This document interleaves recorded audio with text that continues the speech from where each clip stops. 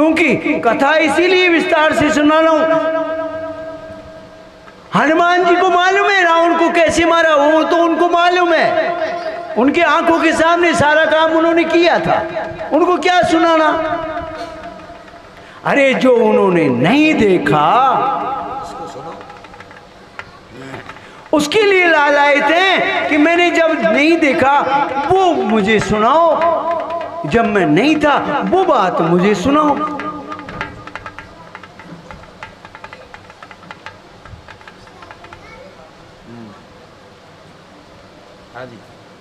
जी एक ब्राह्मण ने देखा बड़ी सुंदर है, इसे ले चलूं, पानी भी भर सकती है, फूल भी तोड़ सकती है, पूजा का काम भी करवा सकती है, रोटी भी बना सकती है।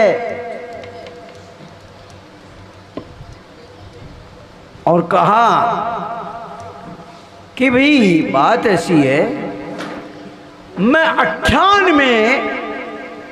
98 स्वर्ण मुद्राएं दे सकता हूं इसके।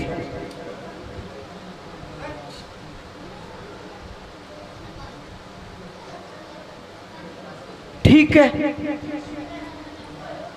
विश्वामित्र ने कहा ठीक है लाओ।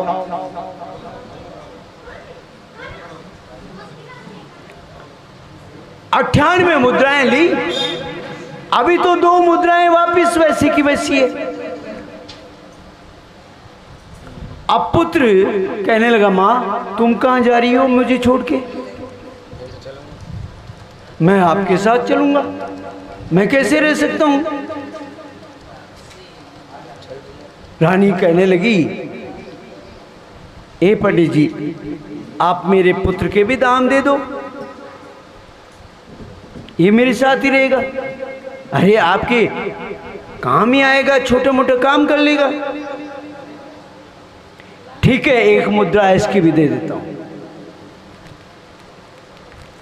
अब तो 99 हो गई।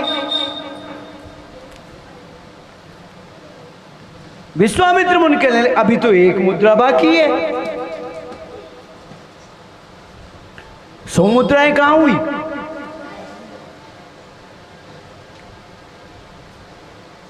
हरिश्चंद्र राजा हरिश्चंद्र को कोई खरीदने वाला ही नहीं। आखिर में जब सब चले गए तो एक जो गांव के बाहर जो शमशान घाट था उस पे जो सफाई आदि काम करता था, जिसकी सुरक्षा में वो शमशान घाट रहता था, कौन सा जो आप जानते हो मणिकर्णिका जिसको बोलते हैं,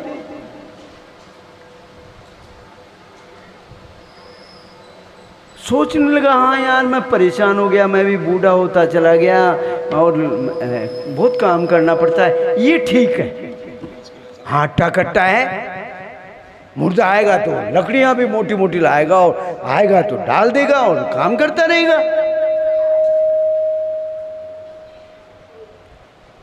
ठीक है 1 मोहर मैं दे देता हूं इसके। ठीक है। और विश्वामित्र बड़े खुश हुए, चलो आनंद आ गया।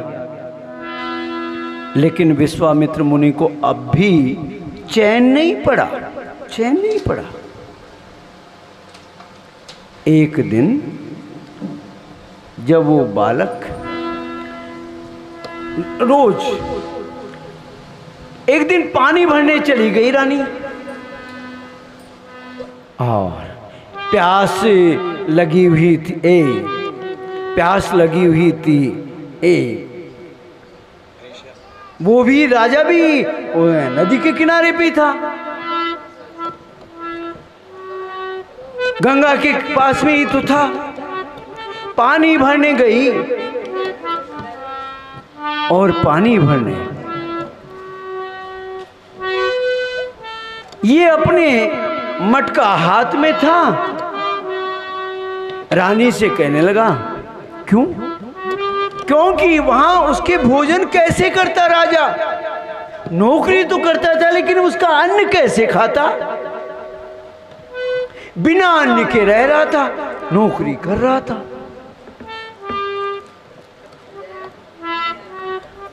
धीरे धीरे शरीर कमजोर होते जा रहा था। जब रानी भी आई हुई थी पानी भरने और ये भी गया हुआ था नदी में, तो कहने लगा, ए रानी, ये मटका मेरे कंधे पे रखवा देना, उठता नहीं। ऐसा है, मैं एक ब्राह्मण की दासी हूं और तुम अगर तुम्हारे मटके के हाथ में लगाऊंगी तो मैं अशुद्ध हो जाऊंगी। हाँ, मैं मटका नहीं उठा सकती आपका, आप उठाओ, स्वयं उठाओ और कंधे पे रख लो। अरे मुझसे नहीं उठता है इसलिए कह रहा हूं मैं तुझे। अरे तनक सहारो दे दे, तनक सहारो दे दे नारे हमरी, अरे पीछे चली जइयो तेरी काशी नगरी, तनक सहारो दे जा। अरे थोड़ा सा सहारा दे दे, मैं तो थोड़ा सा सहारा ही तो मांग रहा हूँ, उठा तो मैं लूंगा लेकिन उठ नहीं रहा है, तो थोड़ा सा सहारा दे दे और फिर चल जा।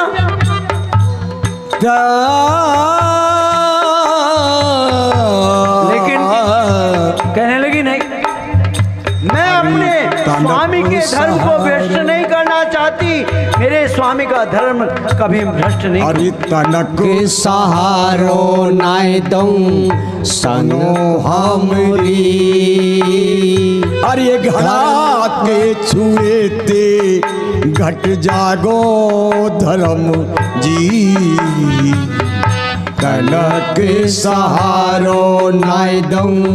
मैं तुम्हारे घड़े को नहीं छू सकती, मैं धर्म समाप्त कर दूं क्या? नहीं, मैं दूसरे के धर्म को कभी समाप्त नहीं कर सकता।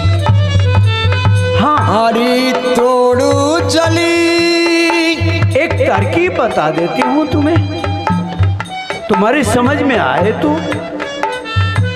ऐसा करो, अंदर जाओ, थोड़ा अंदर जाओ और अंदर जाओ और अंदर जाओ। जो ही राजा यहां तक चला गया, अब तो गर्दन गर्दन रह गई और कहने लगी, अब मटके को भर के अपने कंधे पे रख लो। जो ही मटका भर के आराम से कंधे पे आ गया।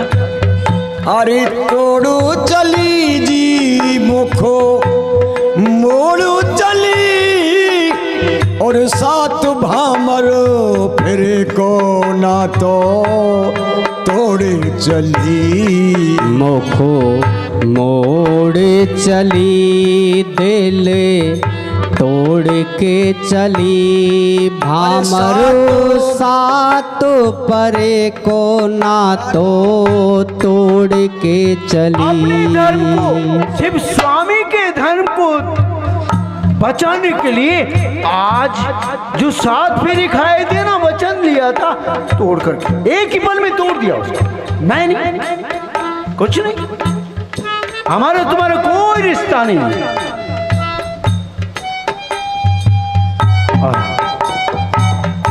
जो ही मटका तरकीब बता करके चलेगी,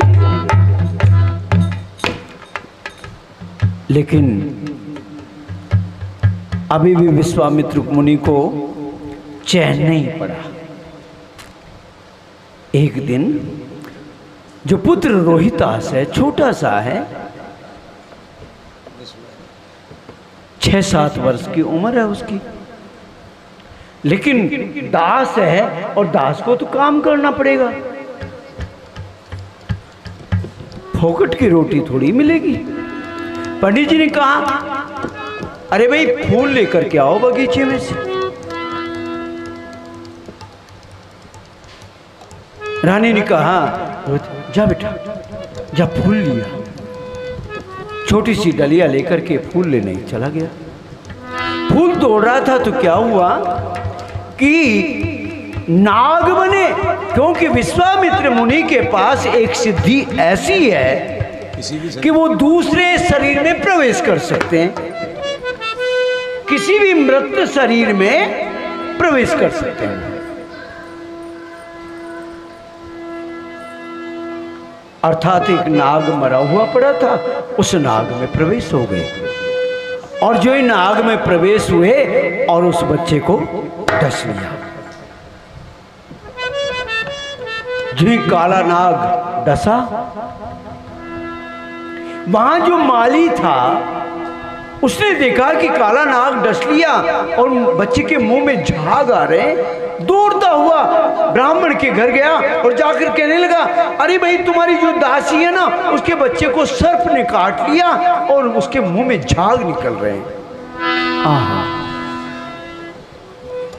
पंडित जी कहने लगे, जा संभाल अपने बच्चे को, अपने बच्चे को संभाल। आकर के देखा तो बच्चा तो जय सिया राम।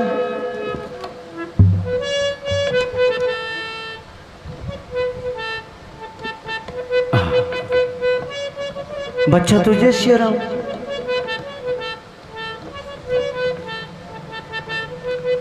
अब क्या करें?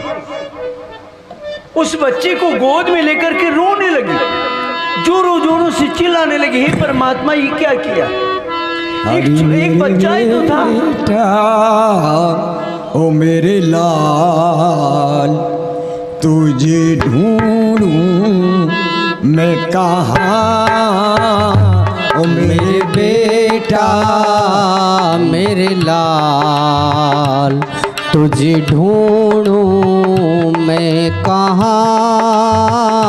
ओ तेरी मैया ओ तेरी माता तेरे गम में रो रो मर जाएगी प्यारे। तेरी मैया मेरे छैया तेरे गम में रो रो मर जाएगी प्यारे। आजा आजा, वो बच्चा गोद में है और वो रोए जा रही है। लेकिन विश्वामित्र मुनि को अब भी चैन नहीं है। अर्थात गांव में गए और जाकर के कहने लगा, अरे वो बगीचे में ना एक डाकिन बैठे और किसी के बच्चे को निकाल करके खाने के लिए बैठे, गोद में ले रखा है उस बच्चे को, शायद उसको खाए। अभी चैन नहीं है। बस लोगों को क्या चाहिए? दौड़ पड़े, चलो रे चलो, कौन है कौन है। हाँ। और देखा ये छोड़ दिया।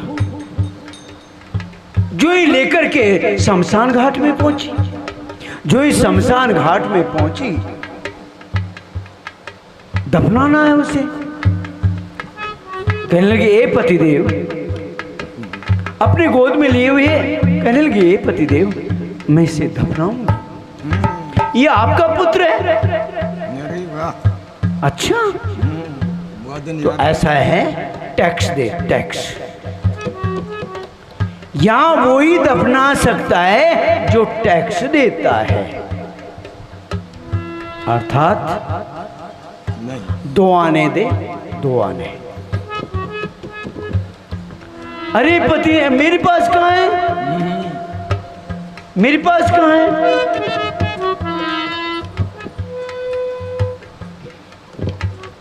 ऐसा है, तरकीब बता देता हूं मैं तेरे को, तरकीब बता देता हूं। क्यों? मैं मेरे मालिक का वफादार हूं, मैं मेरे मालिक से झूठ नहीं बोल सकता, क्योंकि उसका हुक्म है जो भी शमशान घाट में लेके आए उसे टैक्स दो आने लो और जलाए या दफनाए उसको करने दो। मैं जब तक तू टैक्स नहीं देगी, मैं अरे ये आपका बच्चा है, मैं आपकी रानी हूँ। कोई बच्चा नहीं, कोई रानी नहीं। तू दिन की कर याद भरन गई पानी, मैंने कह लई 100 बार एक ना मानी। मैं अपने स्वामी का कैसे? नहीं, मैं नौकरी करता हूं उसकी, मैं अपने स्वामी से दगा नहीं कर सकता। मैं तरकीब बता दूं तुझे? बताइए। ये जो साड़ी पहन रखी है ना, आधी फाड़ करके मुझे दे दे और आधी को कफन बना करके डाल दे इसमें।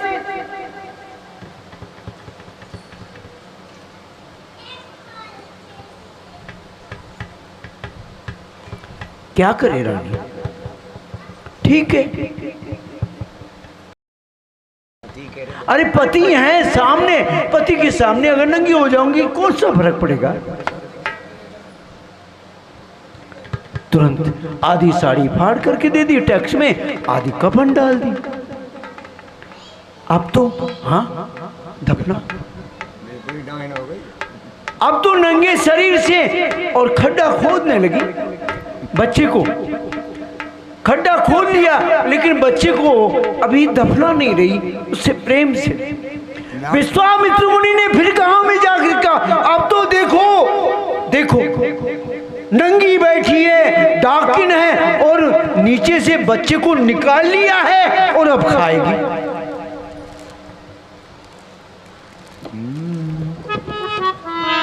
लोग दौड़े दौड़े तो देखा, हाँ अरे हाँ मारो इसको मारो। मुनि कह रहे हाँ मारो इसको, मारो मारो। उसी समय वो परम पिता परमात्मा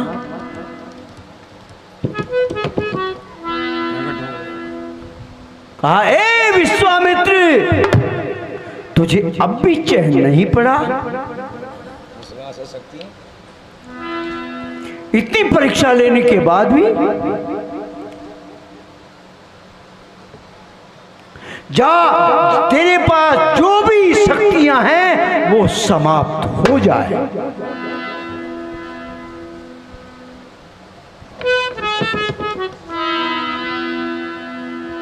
आज कह दिया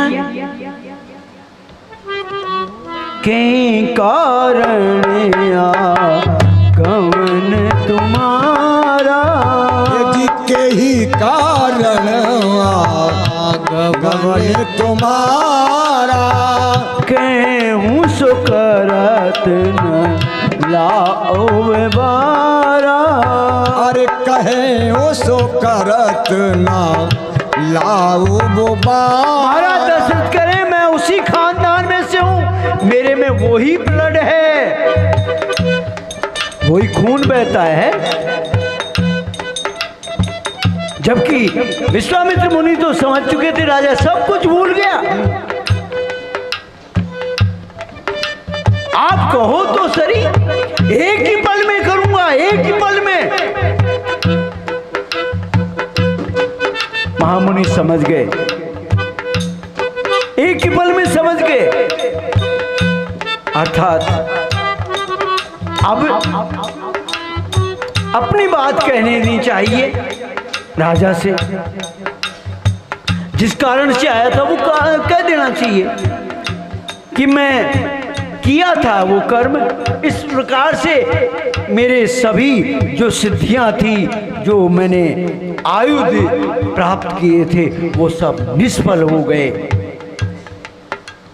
अब वो मेरे किसी काम के नहीं, मैं कुछ नहीं कर सकता।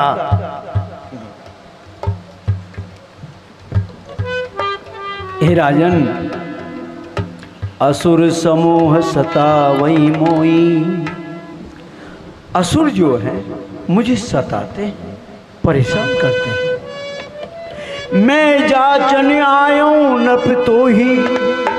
हे राजन, मैं तुझे परखने आया था कि कहीं उसी खून में है या खून बदल गया है।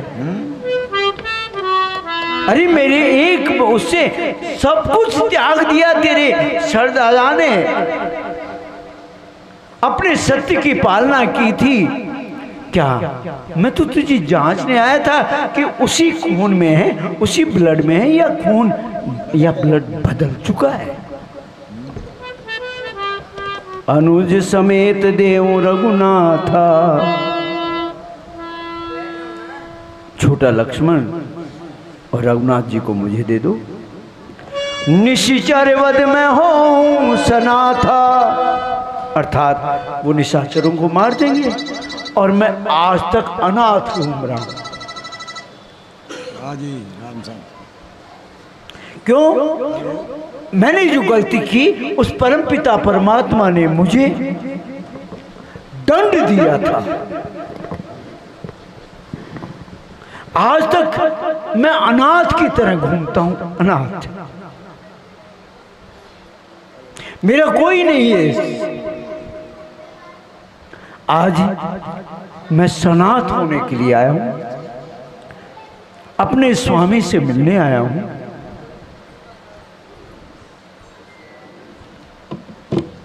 एक ही पल में सारी बात कह दी।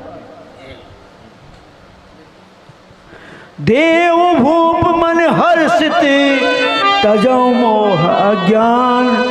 हे राजन, प्रसन्न होकर के, क्योंकि तुम्हारे वंश में जब राजा हरिश्चंद्र ने भी प्रसन्न होकर के दिया था मुझे, मोह और अज्ञान को छोड़ दे। धर्म सुजस प्रभु तुमको। हे प्रभु, हे राजन, राजा का धर्म है कि कोई आकर के और कह दे कि मेरी रक्षा करो, मेरी रक्षा करो, तो राजा का कर्म होता है। ये धर्म है राजा का। सुयश अर्थात जैसे तुम्हारे कुल का सुयश रहा, सूर्यवंश का आज तक सुयश फैला हुआ है कि सूर्यवंश तो सूर्यवंशी है, अर्थात तुम्हारा सुयश फैलेगा कि महाराज दशरथ भी दशरथी हैं कल्याण और इन्हें कहें अति कल्याण। और ये दोनों जो तुम्हारे पुत्र हैं, इसी कारण से तो यहाँ इस संसार में आए। सुनी राजा अति अप्रिय बानी। सुन राजा अति अप्रिय बानी। हृदय कांप दुख बोले लानी। हृदय कांपो मन दूत कुमुलानी। जो ही राजा ने ये बात सुनी, अप्रिय मानी। क्यों? कौन सी अप्रिय बात? अरे राज्य मांग लेते कोई चिंता नहीं था, लेकिन दोनों राजकुमारों के लिए जो कहा था वो अप्रिय लगी। मुंह सूख गया राजा का, मुंह उतर गया। जैसे कमल खिला हुआ था वो कमल सूख गया। कहने लगे, चौथे पने पायूं सुत चारी। चौथे पन पायूं सुत चारी। वचन नहीं कहूँ विचारी। अजी विप्र वचन नहीं कहूँ विचारी। हे राजन, हे महाराज, हे विश्वामित्र मुनि, चौथेपन में मैंने 4 पुत्र प्राप्त किए। देखिए चौथापन कैसा होता है। चौथापन का मतलब ये न मत समझ लेना 75 वर्ष के बाद में। अगर किसी के 75 वर्ष बाद में अगर पुत्र हो, कोई मान लेगा क्या? आप तो मान सकते हो, मैं तो नहीं मानता। अगर 75 वर्ष बाद में किसी के पुत्र हो और कहे कि मेरे हैं, मान लोगे? चौथा पल कह रहे हैं, देखिए रुपए में कितने आने होते हैं? 16 आने। अरे भैया श्रृंगार कितने होते हैं? 16 आने। 16। श्राद्ध कितने होते हैं? श्रृंगार कितने होते हैं? संस्कार कितने होते हैं? वही 16। प्रातःकाल पंडित जी जो वो अभिषेक कराते हैं भगवान शिव का, कितने मंत्र होते हैं? 16। लक्ष्मी प्राप्ति के लिए मंत्र कितने होते हैं? 16।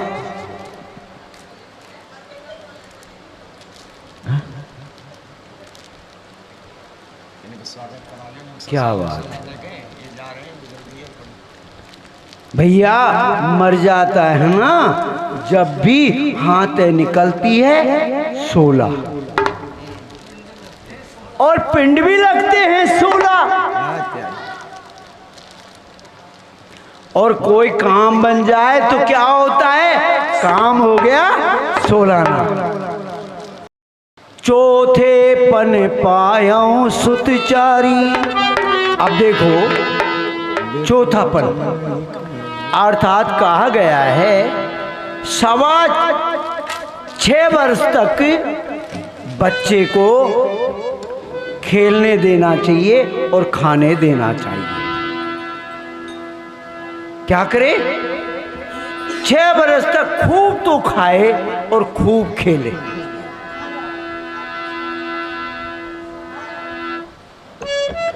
और 6 वर्ष का हो जाए ना, उसके बाद क्या करे?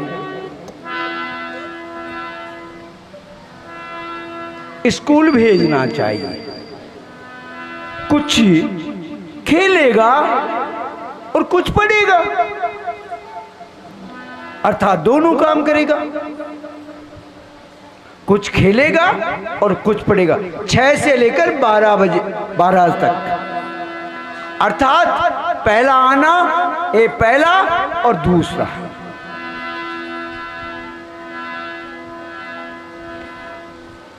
दो आने हो गए ना, और 12 वर्ष का होते ही यज्ञोपवीत संस्कार कर देना चाहिए। और 12 वर्ष से लेकर के और 18 वर्ष तक खूब पढ़ना चाहिए। उस समय फिर माता पिता कोई हस्तक्षेप नहीं करे, अर्थात गुरुजी अगर पिटाई करे तो टेंशन लेने की जरूरत नहीं है। शत्रुघ्न भगवान की। अर्थात 6 वर्ष तक।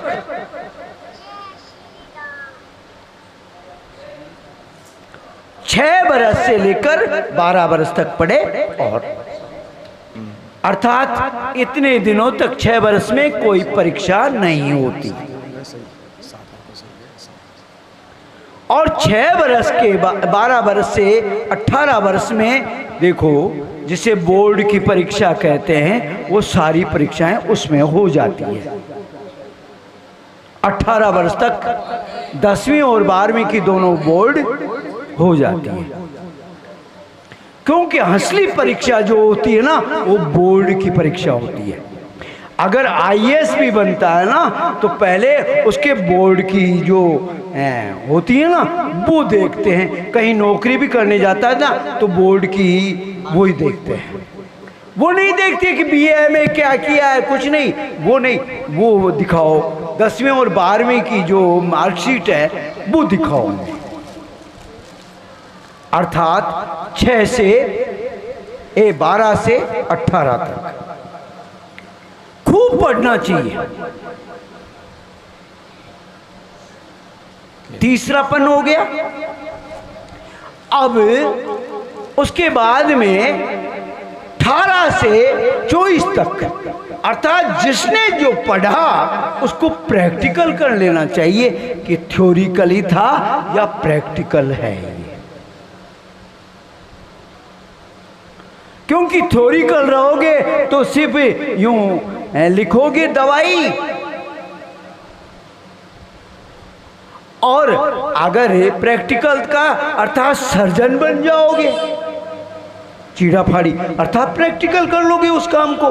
किसी भी चीज को जो पढ़ा उसको प्रैक्टिकल करो कि वास्तव में है या नहीं। नहीं तो वो तो नहीं है, वो तो ताराटंत वाली बात कि तोते ने रटा। कैसा? शिकारी आएगा, जाल बिछाएगा, दाना डालेगा, फंसना मत, उसको प्रैक्टिकल करो। और जो ही 24 वर्ष का हुआ अर्थात एक पूर्ण हुआ, अब 24 वर्ष का होने के बाद में उसे क्या करे? गृहस्थ आश्रम में प्रवेश, अर्थात अब ये लायक हो चुका है हर प्रकार से अपनी गृहस्थी को संभालने के लिए, अर्थात उसे गृहस्थी में डाल देना चाहिए। चौथी मैच्योर हो चुका है, मैच्योर।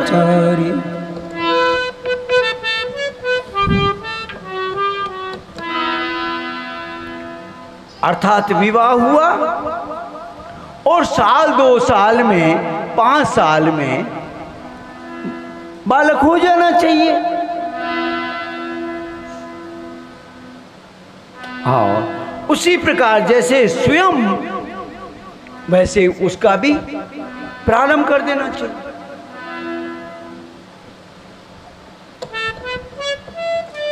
अब अगर मान लो 31 वर्ष तक की आयु तक अगर पुत्र नहीं होता तो टेंशन हो जाती है। अर्थात विज्ञान भी कहती है कि 31 वर्ष के जब हो जाते हैं उसके बाद संभावनाएं कम हो जाती हैं, विशेष थोड़ी सी दिक्कत आना प्रारंभ हो जाता है। हाँ, अरे हमारे तो पहले ही खोज कर ली थी, ये तो आज विज्ञान कह रहा, आज कह रहा, हम उसे मान रहे, वो कह रहे हैं उसे मान रहे, हम अपने उसमें नहीं देखते कि हमारे क्या कह रहे हैं।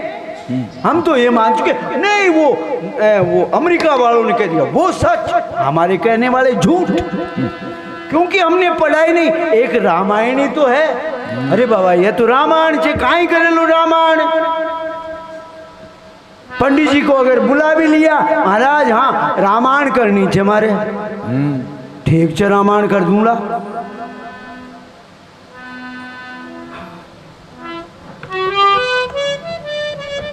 समझते हो क्या रामायण किसको कहते हैं?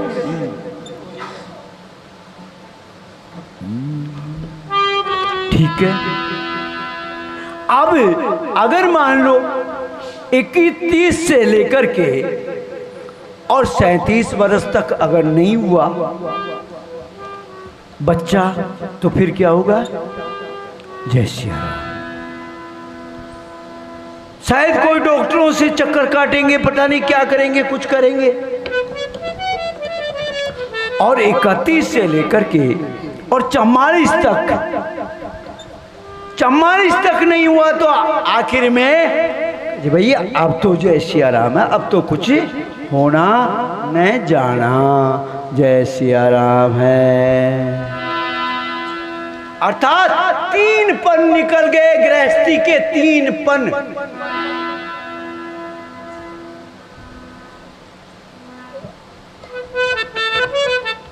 अगर मान लो 34, महाराज कह रहे हैं जब 44 वर्ष का हो गया मैं, उसके बाद उम्र बढ़ रही थी, अर्थात असंभावना। जब मैं गया गुरुदेव के पास,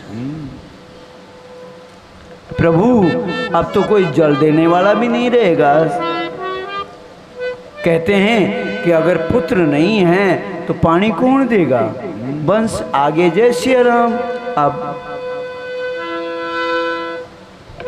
गुरु की कृपा हुई और चौथे पने पायऊं सुत चारी। चौथे पन पायूं सुत चारी। क्योंकि 44 के बाद में और 50 से पहले अगर पुत्र हो जाता है तो भी कहेंगे इसी का है या इसी का है। शायद कोई गड़बड़ थी। ओ चौथे पने पायऊं सुत चारी। चौथे पन पायूं चवन्नी चवन्नी मिला करके चवन्नी चार हो जाती है तो रुपया बन जाता है। अर्थात 1 आना 2 आना 3 आना, सीधी सी गणित है। चौथे पने पायऊं सुत चारी। आज चौथे पन पायूं सुत चारी। प्रवचन नहीं कया हूँ विचारी। आजी विप्रो बचन नहीं कहे हूँ विचार। अरे पहले तो चौथे पन में पाया, अर्थात चौथे पन में अगर बच्चा मिलता तो बहुत प्रिय होता है। क्योंकि शादी होते ही अगर बच्चा हो जाता है, अरे बाबा टेंशन आ गई है। लेकिन 44 के बाद में अगर पुत्र होता है, अति मोह होता है उससे। हे ब्राह्मण विचार के कहो ना। हाँ, मांगो भूमि धेन धन कोसा। भूमि मांग लो, आपकी तो आदत पड़ी हुई है। राज्य मांग लो, अरे गाय मांग लो, धन मांग लो, भंडार मांग लो। मैं उसी परिवार का हूं। सर्वस्व देऊं आज कह रोसा।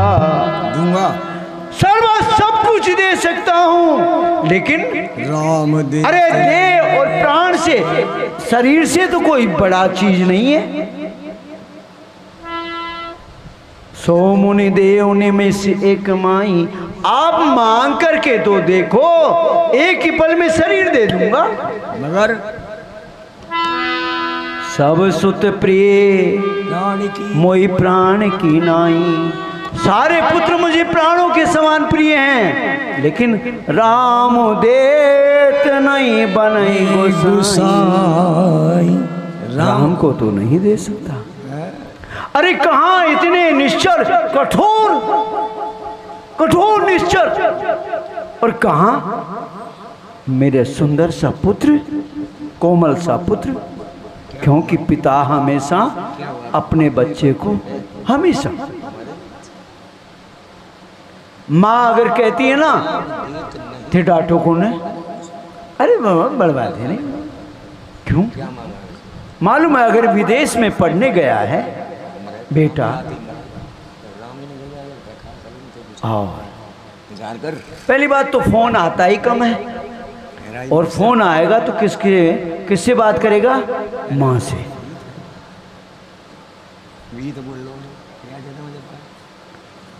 और बाप से नहीं करेगा, बाप से नहीं करेगा, माँ से करेगा।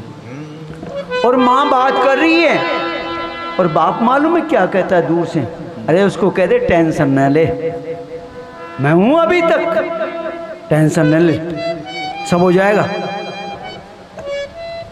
कह रहा है कि मेरी फीस जमा है और इतनी फीस जमा करानी पड़ेगी। मां से कह रहा है, लेकिन बाप दूर से ही सुन रहा है उस बात को और कह रहा है हाँ मैं इंतजाम कर दूंगा, टेंशन मत ले, पहुंच जाएंगे। हाँ, पिता पिता है। अपने पुत्र को हमेशा मां कहती है तुम डांटती नहीं हो, लेकिन फिर भी अरे नहीं, अरे सब हो जाएगा, अभी क्या है, हाँ ठीक हो जाएगा।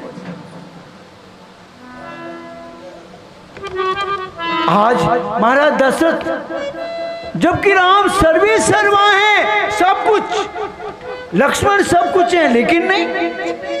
अरे 18 साल की उम्र पे होते ही तो राजकाज पिताश्री का सारा काम बटाने लगे, कहने लगे आप गद्दी पे बैठे रहो, हम सारा काम कर लेंगे, चिंता मत करो। और नगरवासी ये देख करके सुखी होते हैं, सब कहते हैं वाह महाराज आपके पुत्र तो बहुत, लेकिन फिर भी पिता कह रहे हैं नहीं नहीं नहीं, नहीं, मेरे बच्चे छोटे हैं अभी। हाँ, ओहो, ऐसा प्रेम, ऐसा जब प्रेम महाराज का देखा, विश्वामित्र मुनि के बड़ी प्रसन्नता हुई। ऐसा नहीं कि क्रोध किया, बहुत प्रसन्नता हुई। अरे वाह क्या बात है। तब वशिष्ठ बहुविधि समझावा, वशिष्ठ कहने लगे ए दशरथ, ये कैसी बातें कर रहा है तू, कैसी बातें कर रहा है, बिल्कुल कायर सा बन गया तू तो। देख, एक ब्राह्मण ने तुझे 4 दिए थे ना, तू तो एक ही मांग रहा था ना, लेकिन 4 दिए ना तेरे को एक ब्राह्मण ने। अब दूसरा मांग रहा है, अरे 8 ले लेना, डबल करके ले लेना, और क्या चाहता है तू? 2 के 4, एक ने तुझे 4 दिए, मांग रहा था एक, दे दिए तुझे 4। अब दूसरा मांग रहा है तो दे दे, 2 ही तो मांग रहा है, 2 4 तो नहीं मांगा। अरे 2 की जगह ब्याज सहित 6 ले लेना।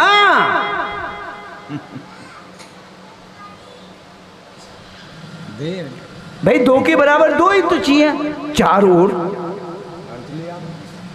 कह देना, 4 2 ब्याज लग गया, मैंने दिया। हाँ, क्या करें 4? हाँ, बात कही आप लोगों के समझ में नहीं आई होगी कि 4 कह रहे हैं, बात समझ में देखो आ रही है। मेरे प्राणनाथ सुत दो, हे नाथ मेरे प्राणों के समान 2 पुत्र हैं। तुम मुनि पिता आन नहीं को, तुम पिता ही बने रहना, कोई और मत बन जाना। और पिता का कर्म क्या होता है? जब बेटा बड़ा हो जाता तो पिता क्या करता है? शादी करना। अरे रिश्ता देखता है, कोई और रिश्ता मत समझना, क्योंकि तुम लेके तो जा रहे हो। क्योंकि मुनि ने कहा, मैं स्पष्ट तो कर दूं, मुनि ने तो वशिष्ठ मुनि ने तो इशारा दिया है, मैं तो स्पष्ट कर दूं। कहीं तुम्हें देखो यार, मेरे को तुम ध्यान नहीं था, मेरे को कहा भी नहीं, ऐसा भूल मत जाना। और पिता का कर्म क्या होता है ये सोच लेना। सौंपे भूप ऋषि सुत, बहुविधि दे आशीष, जननी भवन गए प्रभु चले नाए पद शीश। पिता ने, गुरु वशिष्ठ ने दोनों को आशीर्वाद दिया है, दोनों के चरण छुए हैं। लक्ष्मण और प्रभु श्री राम ने, दोनों ने आशीर्वाद दिया। जाओ अपनी माँ से मिल के आओ। ऐसा नहीं कि पिता ने कह दिया और चल दिए, नहीं, माँ के पास जाओ। माँ से जाकर के आशीर्वाद लिया है, माँ हम इस प्रकार जा रहे हैं, ठीक है बेटा जाओ। आकर के तैयार और कहने लगे हाँ चलिए।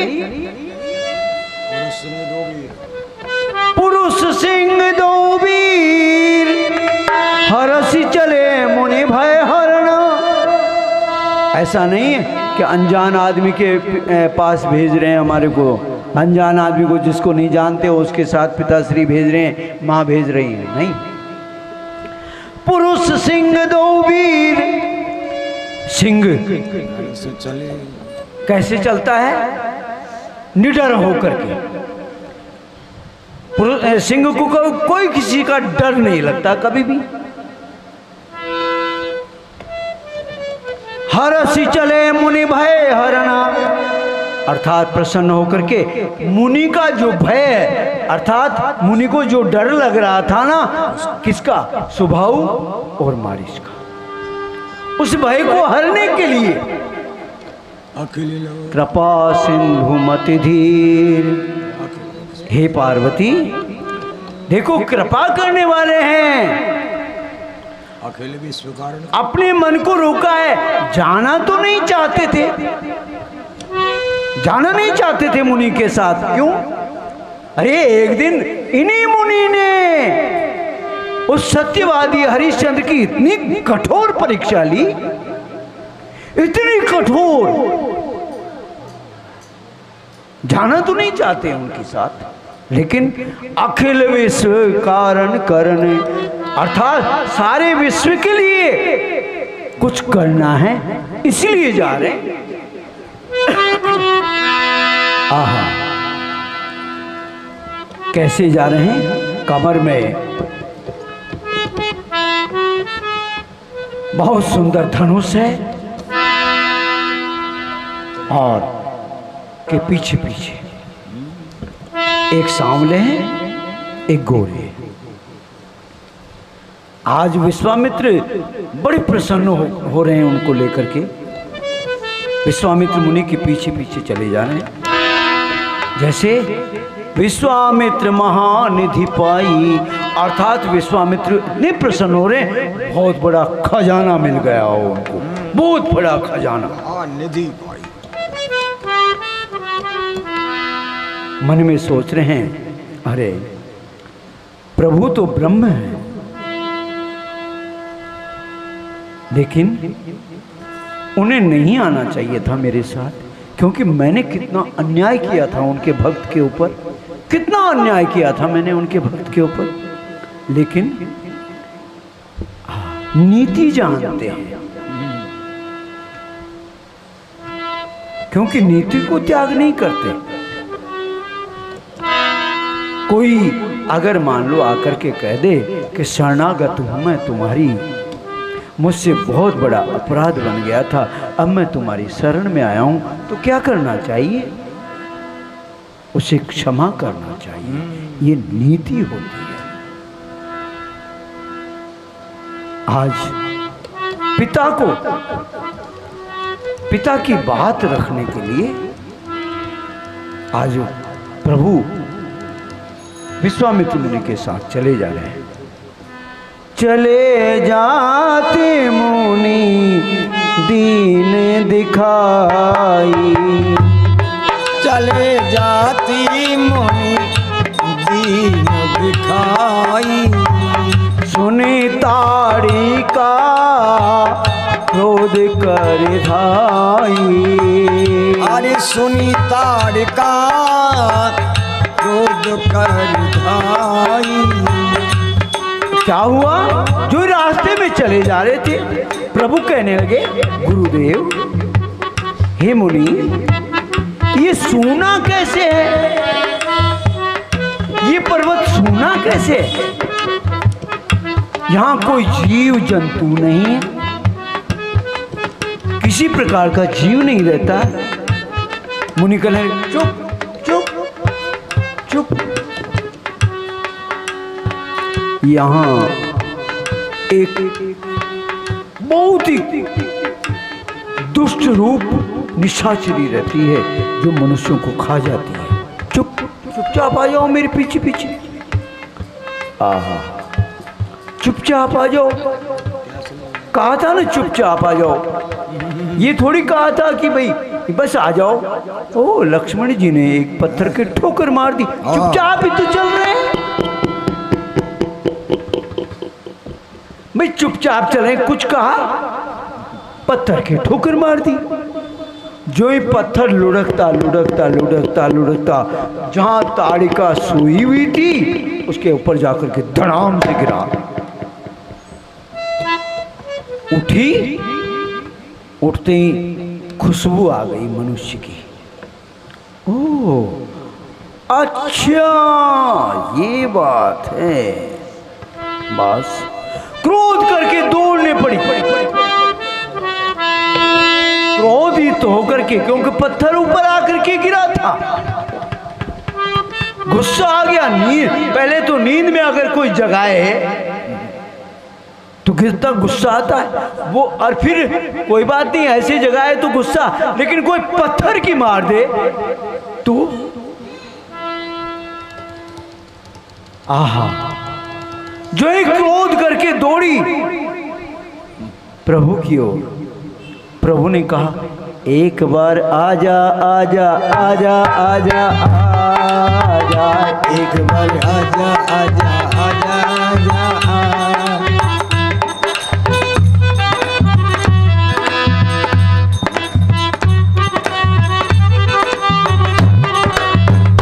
एक बार आजा आजा आजा आजा आजा, एक बार आजा, एक ही मारो महाराज, एक बार।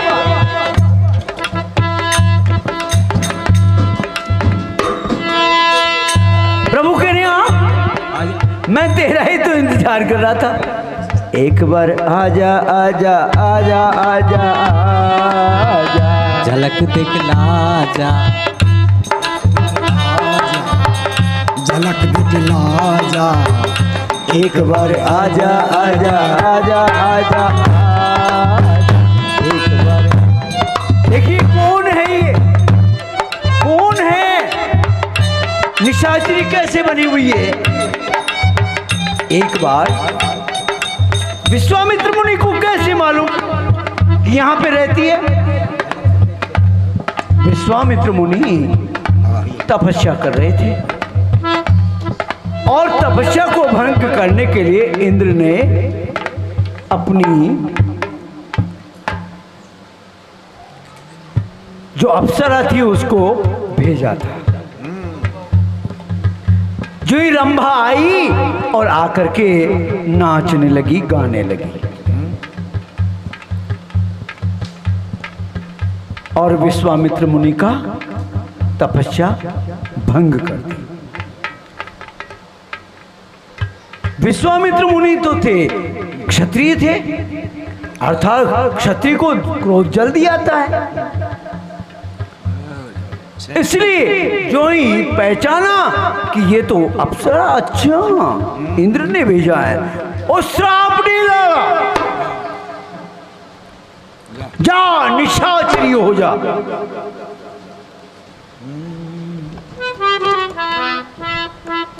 प्रभु आज वो प्रभु का ही तो इंतजार कर रही थी। विश्वामित्र मुनि अब भी भूल गए थे। झलक दिखला जा, एक बार आजा, क्योंकि श्राप की बस निशाचरी है, क्योंकि प्रभु ऐसे हैं, दीन बंधु हैं। देखिए कैसी बाण है प्रभु की, एक ही बाण है। कौन सी? एक ही बाण प्राण हर लीना, एक ही बाण प्राण हर लीना, एक ही बाण प्राण हर लीना, एक ही बाण प्राण हर लीना। एक ही बाण है प्रभु में, एक ही आदत है, देना नहीं चाहती। वो निशाचरी बनी हुई है, अपने प्राणों को देना नहीं चाहती। उस श्राप के वश में भूल चुकी है कि मैं कौन थी, लेकिन प्रभु को याद है, देना नहीं चाहती। लेकिन उनको क्या कहते हैं? हरि। हरि का मतलब चोर, अर्थात एक ही बाण प्राण हरि लीना, एक ही बाण प्यार हर लीना। प्रभु ने उसके प्राणों को चुरा लिया जबरदस्ती, देना नहीं चाहती प्राण।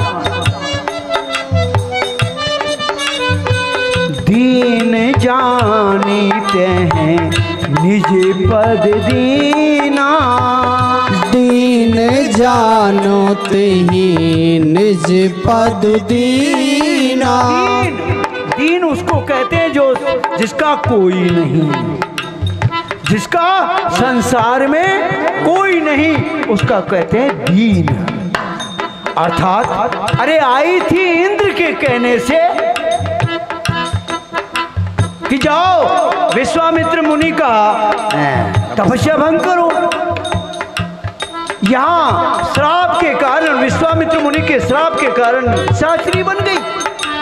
आज तक इंद्र ने कभी सोचा ही नहीं कि उसका क्या हुआ। भेजिए जिसका कोई मालूम। ऐसे अगर मालिक कह दे नौकर को कि फला जगह जा और नहीं आए वो, तो कम से कम खोज करनी चाहिए ना नौकर को, क्या हुआ, कैसे नहीं आया, कोई और बात तो नहीं है। कोई नहीं उसका, नहीं, अर्थात कोई खोज नहीं, अर्थात इस संसार में उसका कोई, अरे मालिक ने खोज नहीं की आज तक। जिसका कोई नहीं होता ना, उसके कौन होते? दीन जानी कहे निज पद दीना। दीन जानते ही निज पद दीना। अपना पद अर्थात साकेत धाम में जाओ उसे। अब स्वर्ग में मत जा, क्योंकि तेरा आज तक किसी ने पूछा ही नहीं स्वर्ग में क्या काम है तेरा। जा मेरे लोग को जा, आनंद। दीन जानीते हैं निज पद दीना। दीन जानते ही निज पद दीना।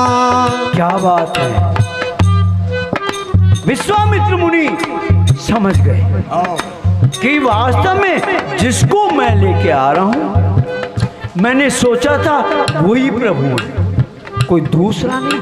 क्योंकि इतनी कृपा तो उनके बिना कोई कर ही नहीं सकता।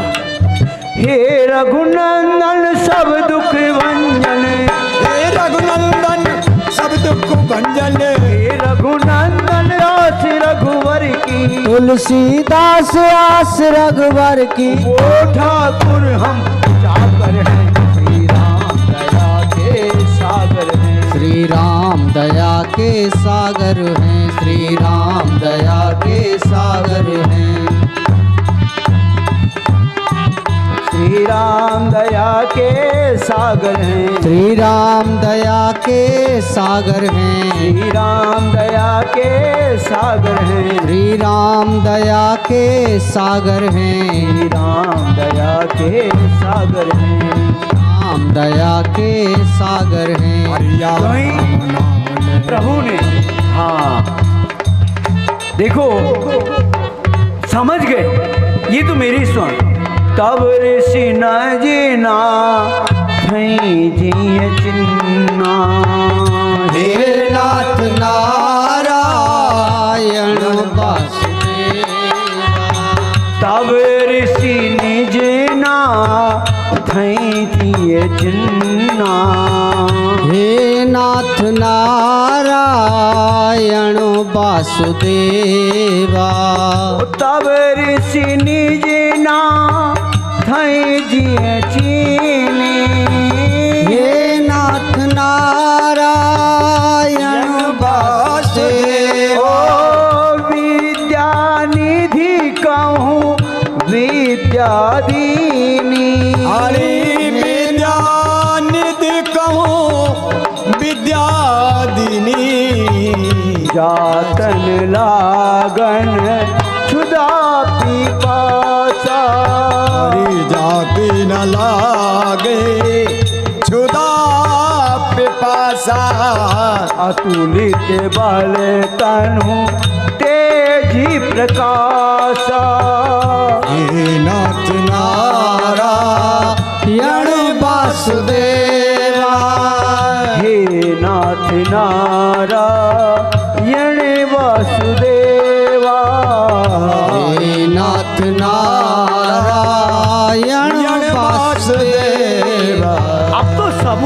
गया ना।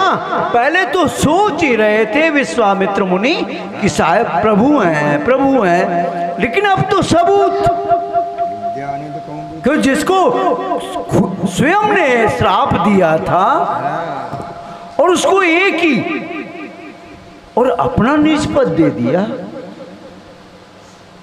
अर्थात स्वयं प्रभु। इसके अलावा ऐसा इस ब्रह्मांड में नहीं जो इतनी कृपा कर सके, अर्थात वो ही मेरे प्रभु हैं, विद्या की निधि हैं। प्रभु पहले से विद्या की निधि, अर्थात निधि कहते हैं खजाने को, विद्या निधि है, लेकिन वो विद्या और देती। कैसी?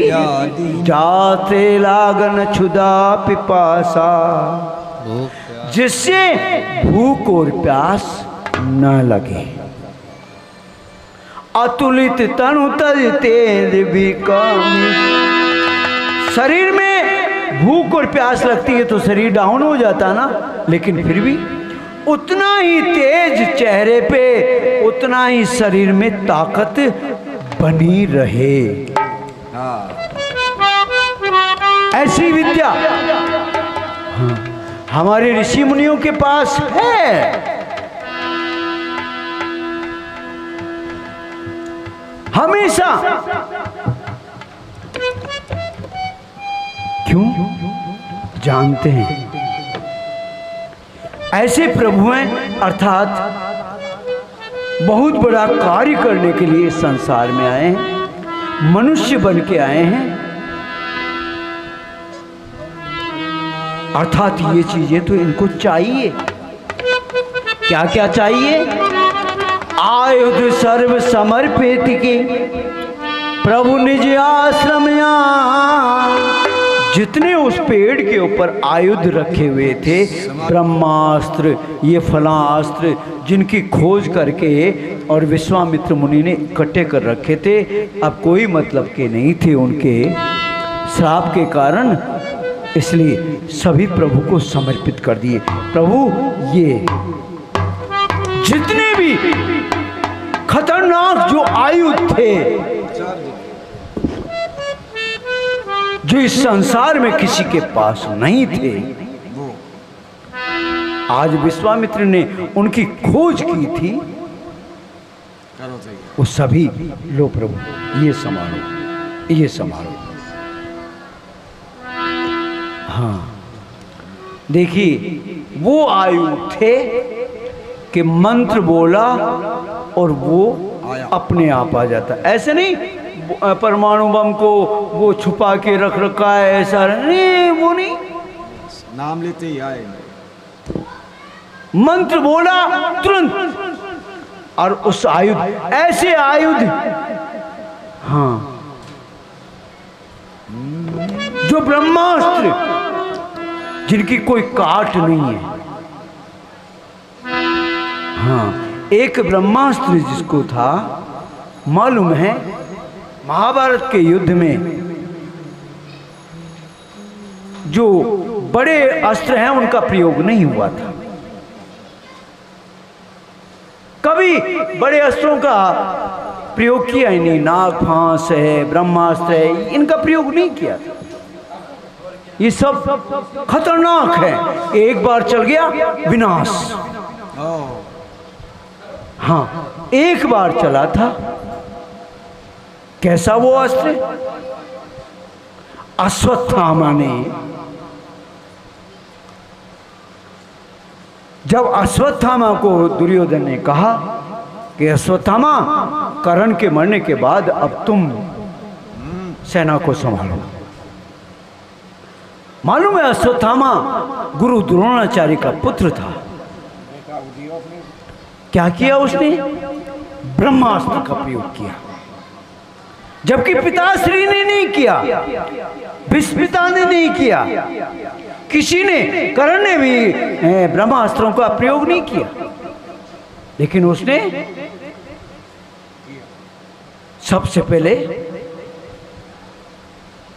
ब्रह्मास्त्र का प्रयोग किया। और कहां से?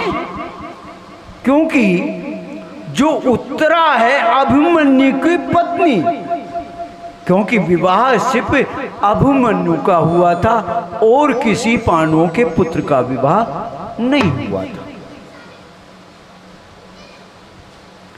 या तो घटोत्कच के पुत्र का घटोत्कच के विवाह हुआ था, जिससे बाबा श्याम हुए बर्बरिक को तो पहले ही। अब अभिमन्यु था अर्जुन का पुत्र, जिसका विवाह हो चुका था। उसके उत्तरा नाम की पत्नी थी, और उत्तरा अर्थात उत्तरा की कोख में पहले 5 पांडवों के अलावा पहले सब समाप्त हो चुके थे। जितने पुत्र थे सब समाप्त हो चुके थे। अब तो देखा कि आखिरी वही है कुल का दीपक,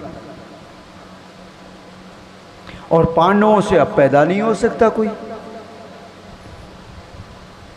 तो क्या किया उसने? ब्रह्मास्त्र का प्रयोग उत्तरा की कोख पे किया कि मैं उस जड़ को ही मिटा देता हूं। उसके बाद में इन पांडवों को तो एक ही पल में जैसे आराम कर दूंगा।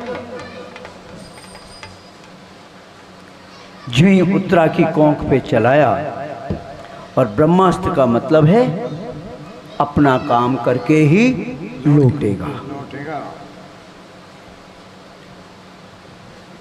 लेकिन भगवान कृष्ण ने क्या किया? ब्रह्मास्त्र का काट है सिर्फ सुदर्शन।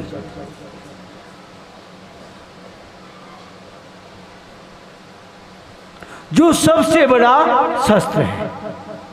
सुदर्शन के बाद में कोई शस्त्र नहीं है।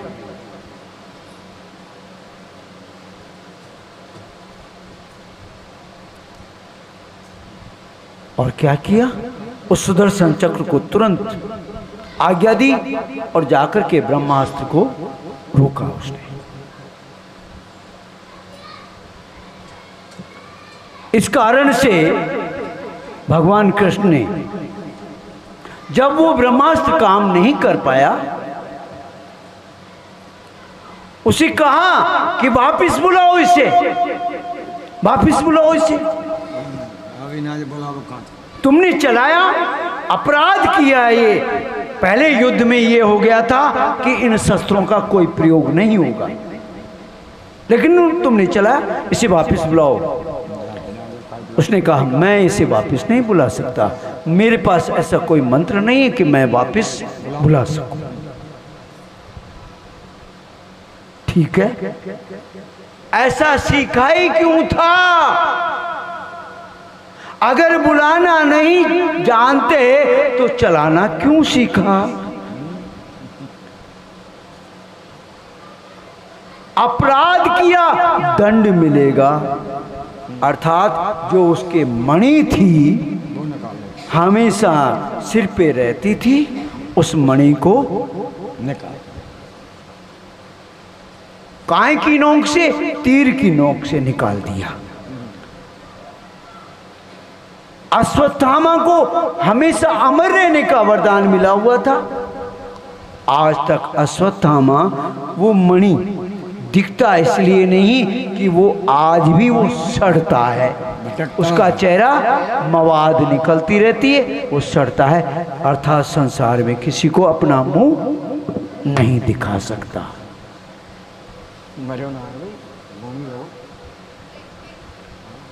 ऐसे आयुध एक ही पल में दे दिए और आकर के आयुध सर्व समर्पिके प्रभु निज आश्रम आन, अपने आश्रम पर प्रभु को ले आए विश्वामित्र मुनि।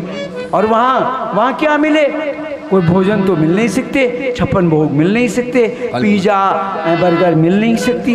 अर्थात जंगल में क्या मिलेगा? आश्रम में कंदमूल फल भोजन दीन भगत हित जान। कंदमूल फल जो विश्वामित्र मुनि के जो आश्रम में रहते थे, उन्होंने ला करके लो खाओ। सुबह हुआ प्राति कहाँ मुनि सन रघुराई, प्राति कहाँ मुनि सने रघुराई। निर्भय जागे करो तुम जाई। आज निर्भय यज्ञ करो जी मुन जाई। ये नहीं इतनी दूर से पैदल आए थे, आज तो आराम कर लूं, नहीं, आराम करने के लिए थोड़ी, आराम हराम है। इतनी दूर से थक गए, थोड़ी अब आराम कर लूं, नहीं, थोड़ी सो लूं, नहीं।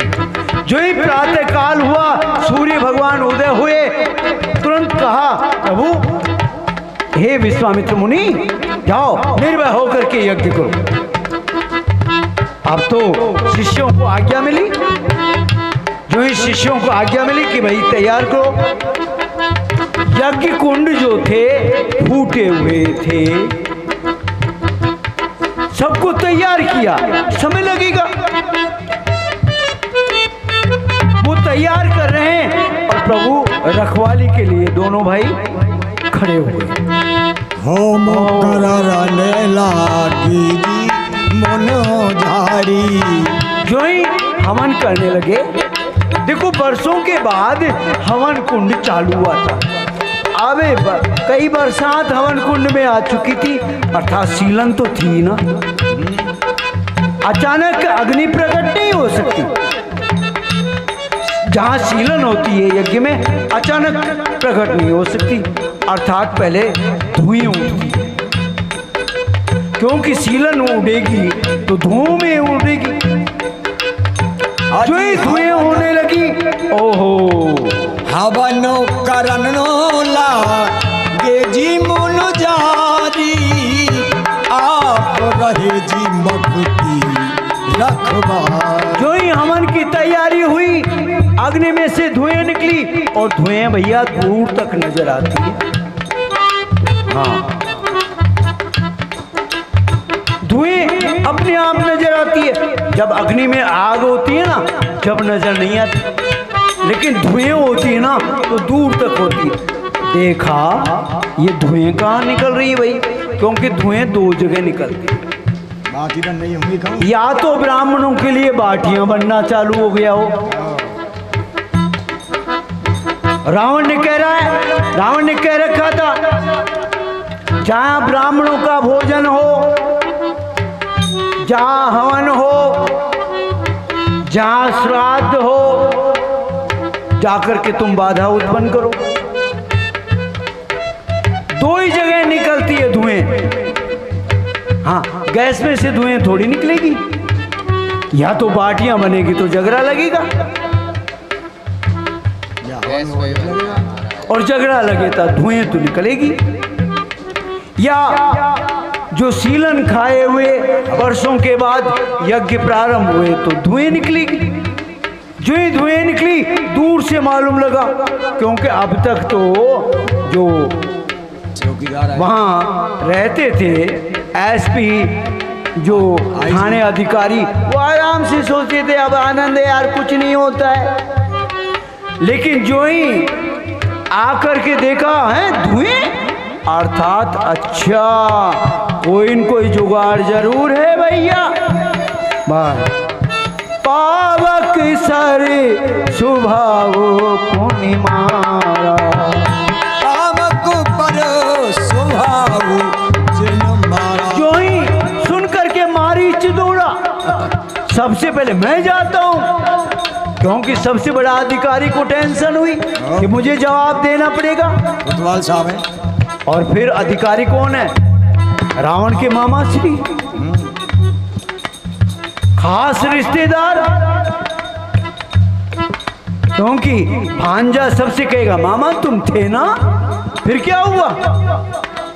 क्योंकि सारी टेंशन मामा को होती है।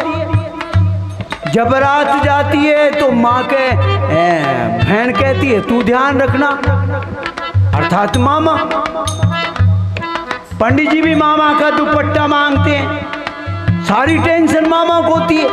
जो ही मामा हो सुने मारीच निशाचर को ही, सुनो मारीच निशाचर कोई, ले सहाय था भरिले सहाय भागा जी मुनिद्रोही। मारी सबसे आगे, चलो मेरी साथ दौड़ो। प्रभु ने देखा, ओ मामा श्री आए क्या ये? अच्छा, सबसे पहले मामा जी आगे। तो प्रभु ने क्या किया? क्यों कि भांजे को कोई खबर तो दे। अगर मार डालूंगा तो खबर कैसे मिलेगी उसको कि मैं आ गया हूं? प्रभु ने अपने बाण पे से आगे जो नोकीला होता उसको हटाया और हटा करके बिनु फरे बाने राम ते ही मारा। आज बिन फरबानो राम ते ही मारा। सत जो जन गा सागर पारा। आज सत जो जन गा सागर पार। देखिए, बिना फर के फर हटाया और 100 योजन अर्थात 1 योजन में 4 कोस होती है। लगाना भाई हिसाब, आप तो पढ़े लिखे ना, लगाना हिसाब। 4 कोस, 1 कोस में 3 किलोमीटर होते हैं। लगाओ हिसाब।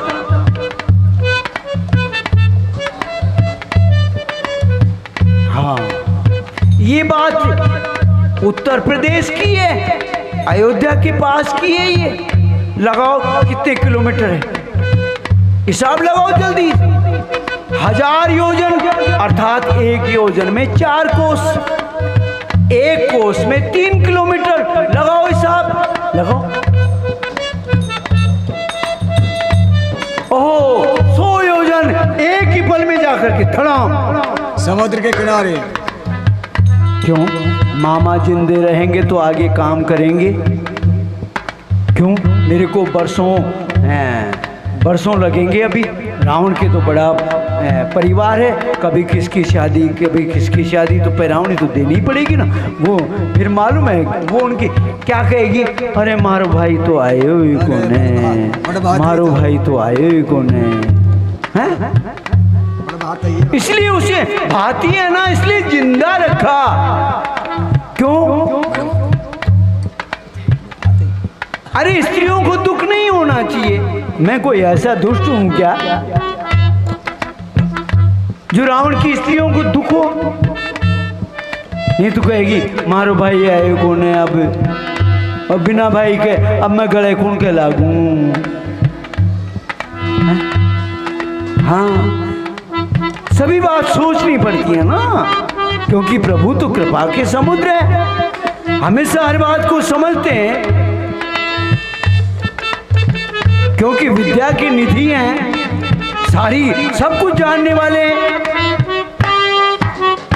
आहा, लेकिन जो ही वो तो चला गया सागर के पार, लेकिन जो पावक स्वभाव आदि थे जो ही क्रोध करके आए, लक्ष्मण जी ने देखा इनका तो कोई काम ही नहीं, ये तो बेमतलब के हैं। अर्थात लक्ष्मण जी ने उनको जय सिया राम समेट दिए सब। मारी असुर द्विज निरे भयकारी, मारे असुर ध्वज निर्भयकारी। आस्तुति करही देव मुनि झारी, हे नाथ नारायण वासुदेवा, हे नाथ नारायण वासुदेवा। आजी हे नाथ ये नारायण। देख करके सभी देवता प्रसन्न हो गए कि प्रभु ने आनंद कर दिया, अब तो यज्ञ होंगे हमें प्राप्त होगा। आकाश में आ गए देवता और कहने लगे, हे रघुनंदन सब दुख भंजन, हे रघुनंदन सब दुख भंजन, हे रघुनंदन सब दुख भंजन, हे रघुनंदन सब दुख भंजन। रघुकुल तिलक उजागर हैं, राम दया के सागर हैं। हे रघुनंदन सब दुख भंजन, हे देवता रघुनंदन पुष्प वर्षा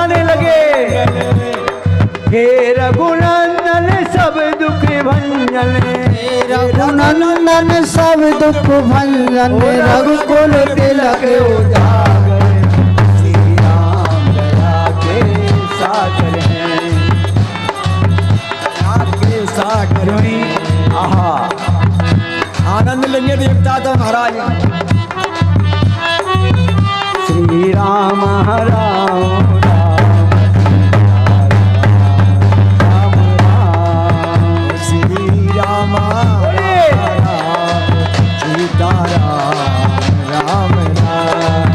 राम जय राम जय जय राम, श्री राम जय राम जय जय राम, श्री राम जय राम जय जय राम, श्री राम जय राम जय जय राम, श्री राम जय राम जय जय राम, श्री राम जय राम जय जय राम, ओ श्री राम जय राम जय जय राम, श्री राम जय राम जय जय राम, श्री राम जय राम जय जय राम, श्री राम जय राम जय जय राम, श्री राम जय राम जय जय राम, बोलो राम जय राम जय जय राम, ओ श्री राम जय राम जय जय राम, श्री राम जय राम जय जय राम, ओ श्री राम जय राम जय जय राम, श्री राम जय राम जय जय राम, हे रघुनंदन सब दुख भंजन, हे रघुनंदन सब दुख भंजन, हे मंद मंद मुस्कनिया पी तेरी मंद मंद मुस्कनिया पी बलिहार राघव जी, बलिहार राघव जी, तेरी मंद मंद मुस्कनिया पी तेरी मंद मंद मुस्कनिया पी बलिहार राघव जी, बलिहार राघव जी। देखिए आज कथा विश्वामित्र मुनि के आश्रम पर हैं। कल बड़ी सुंदर कथा, एक मर्म की कथा कहने जा रहे जो शायद आज तक किसी ने नहीं सुनाई होगी। वो कथा लेकिन 12 बजे प्रारंभ होगी।